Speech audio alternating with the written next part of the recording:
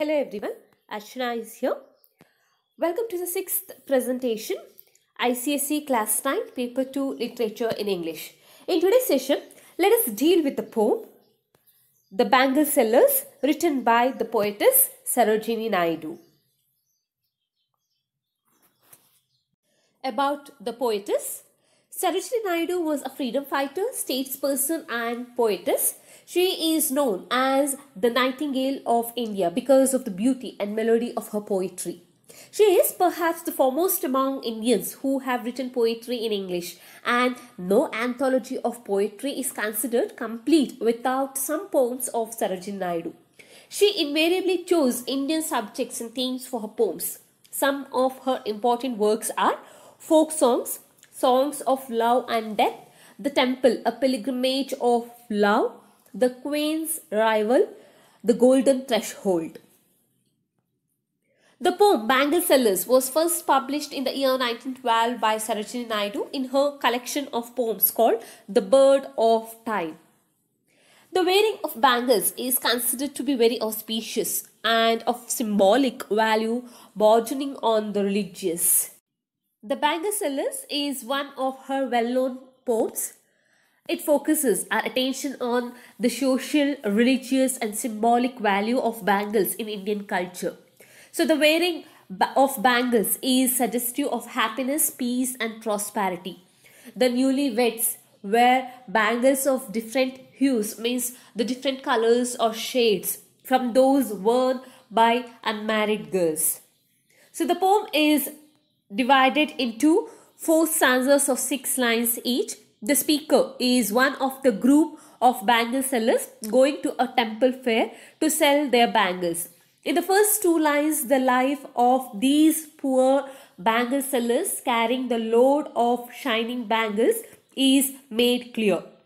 By using the phrase shining load, the poet means to convey the happiness of these bangle sellers despite the toil involved in the work, which does not give them money enough for a comfortable living. So the next 2 lines are in the form of the bangle sellers cry for the buyers to come and buy their goods.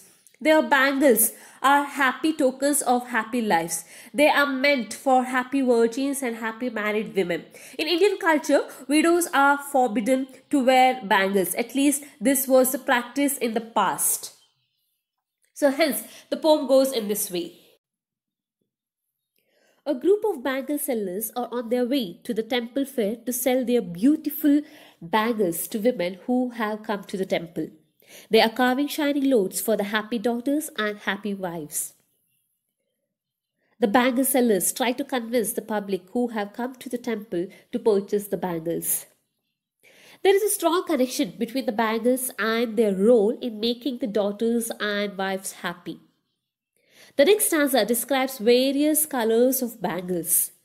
There are bangles of blue and silver color like the mist in the mountain, which are best suited for maidens who long for the happiness associated with married life. Some are of reddish hue like that of a bud found along a stream. Some are of shining green color that resembles the freshness of newborn leaves. In the third stanza, the poet says that there are other bangles made for the bride.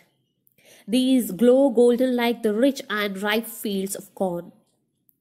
There are fire-colored bangles that represent the desires and passion in the heart of a bride. The bangles are twinkling and luminous colors like the bride's laughter or tears. In the last stanza, the poet describes the bangles that are meant for housewives or for the elderly women who have journeyed through half of her life. These bangles are of purple in color and some are gold-flickered grey. The gold and grey color mark the fullness of her life. She has spent a large part of her life keeping her family together. She has made many sacrifices and adjustments to gain greater glory for her family.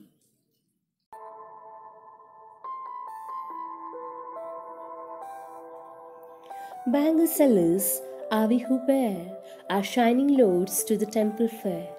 Who will buy these delicate, bright, rainbow-tinted circles of light, lustrous tokens of radiant lives for happy daughters and happy wives? Some are made for a maiden's wrist, silver and blue as mountain mist. Some are flushed like the birds that dream on the tranquil brow of a woodland stream. Some are aglow with the bloom that cleaves to the limpid glory of the newborn leaves. Some are like fields of sunlit corn, meet for a bride on her bridal morn.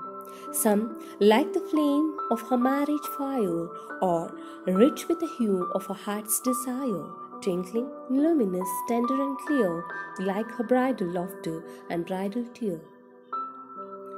Some are purple and gold-fleckered grey, for she who has journeyed through life midway, whose hands have cherished, whose love has blessed, and cradled fair sons on her faithful chest, and serves her household in fruitful pride, and worships the gods at her husband's side.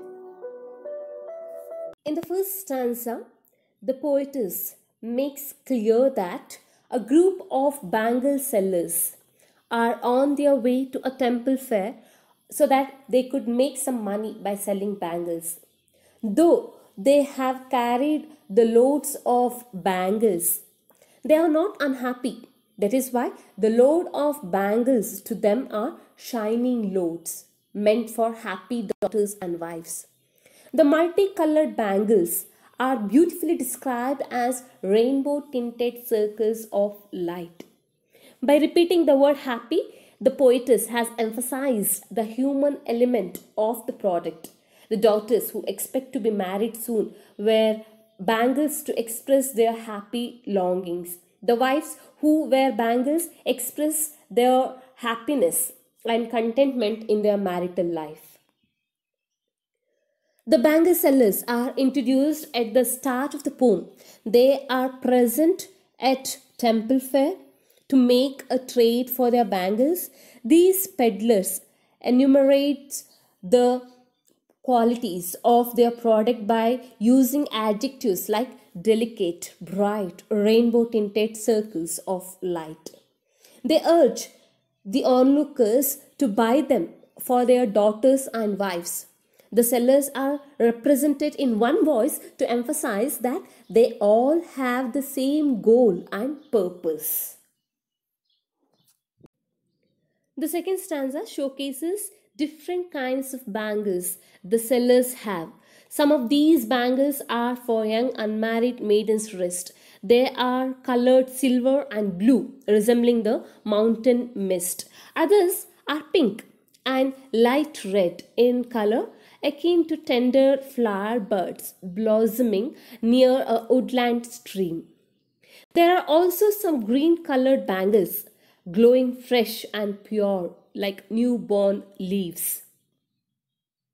This represents the fact that in Indian society, different colored bangles are worn by women in different phases of their life. The complete stanza depicts the youthful stage of woman's life. So here, the poetess wanted to express the different colors of bangles are represented for what. So it totally describes the bangles of various colors. Some of the bangles are silvery and blue and as misty as mountain mist. They are meant for the virgin girl who has countless longings for her married life. Some are as pink as buds that bloom on the calm surface of a forest stream. Some of these bangles are really shining green, whose freshness is close to the vivid beauty of the newborn tender leaves. All these kinds of bangles are suitable for unmarried girls, so their colors express their tender longings. In the third stanza, the sellers point to the bangles are colored like fields of sunlit corn. They are fit for a grown woman on her bridal morning. Other bangles are bright red, just like the flame of the marriage fire, which we can see in Hindu bridal ceremony. The red bangles indicate her heart's desire and passion for her new life as a bride and wife. It points to the transition that a woman makes from a maiden daughter to a wife. So, here in the third stanza, the narrator says that they have yellow bangles which look like cornfields. They are suitable for a bride on her marriage morning. Some fairy red bangles are like the flame of a marriage fire. They are expressive of the passion in her heart. They create a light ringing sound as the bride walks. They are shining and delicate as the laughter of the bride that as she is getting married, or her tear as she weeps at the separation from her parents. In the final stanza, that is fourth stanza, the bangle sellers talk about bangles that are purple and gold flickered grey. These are perfect for middle aged women who have journeyed through life and raised their children and a family. These women have fulfilled their household duties with pride and commitment and showed devotion to their God with sincere prayers alongside with their husbands. The poet extols the qualities of a good wife and mother. So, in the fourth stanza, the poetess describes the bangles meant for housewives or mothers who have given birth to their children. Some of these bangles are purple in color and some are gold fleckered grey. All these bangles are meant for the married woman who is middle aged and whose hands have cared, loved, blessed, and brought up her fair sons, and who has proudly served her family and has the honor of sitting by her husband's side at religious ceremonies. So, students, here we have winded up the poem, The Bangle Sellers, written by Sarojini Naidu. Let us summarize the poem. The mood of the poem is joyful. The poem appears to be jubilant as the colors it talks about. There is a comparison drawn between the bangles and their colors with nature and each phase of a woman's life. So the first stanza goes in this way. The poem is about a bangle seller talking about the various kinds of bangles he carries with him and about the women that buy them. The poem describes the everyday life of bangle sellers as well. The speaker of the poem is one such bangle seller, and in the first two lines he describes what it is like to carry precious shiny loads of bangles to the temples, fairs and other such places where women can buy them. The third line is akin to a bangle seller's cry for the sale of his bangles. He calls out to women who might buy these bangles. He thinks these bangles are the tokens of happy lives and happy marriages. In the second stanza, the bangle seller says that they carry different kinds of bangles, each catering to different types of women with different needs and preferences. He says that some are blue and silver like the mist in the mountains, which are fit for a maiden's wrist. Some bangles are of reddish hue like the flushed buds found along a stream. Some of the bangles glow like newborn leaves owing to the dew and water from the stream. These are all representative of a young girl in her prime. Third stanza. Some bangles are of the color yellow like sunlit cornfields. They represent the happiness of a bride-to-be on the morn of her wedding. Then there are bangles which are flame colored like red, orange, symbolic of a bride's passion and desire, especially on her wedding night. These bangles are luminous and transparent but also tender. The tinkling sound they make reminds one of the sounds of a new bride's laughter, and the clear tender finish of the bangles bespeak her tears as she leaves her childhood home for her husbands. And the last stanza focuses on the life of a woman after she is married. The bangles for these women are purple with gold and grey flecks.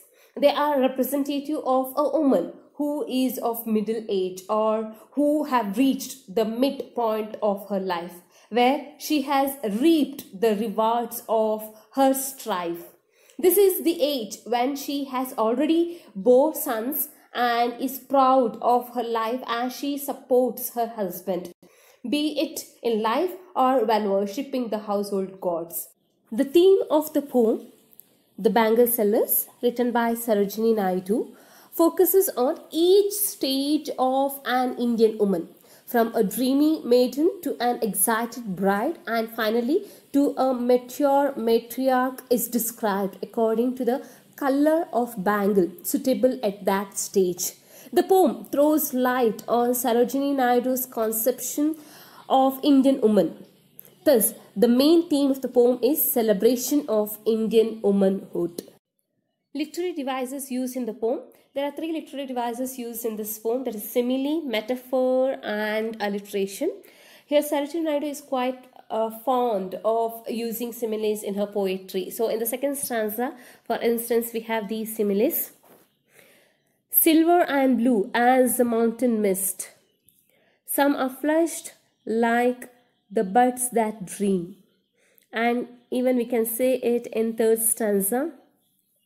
Some are like fields of sunlit corn, some like the flame of a marriage fire. And metaphor in first stanza, rainbow tinted circles of light. So metaphor for bangles, shining loads. Again here, shining loads, metaphor for bundles of shining bangles. And alliteration, which is used in third and fourth stanza, or rich with the hue of her heart's desire. Her sound is repeated, and even in the fourth stanza we can see again the her sound is repeated, that is, whose hands have cherished, whose love has blessed. Your her sound is repeated. So three literary devices are used in this poem, that is similes, metaphors and alliteration. Thank you, students.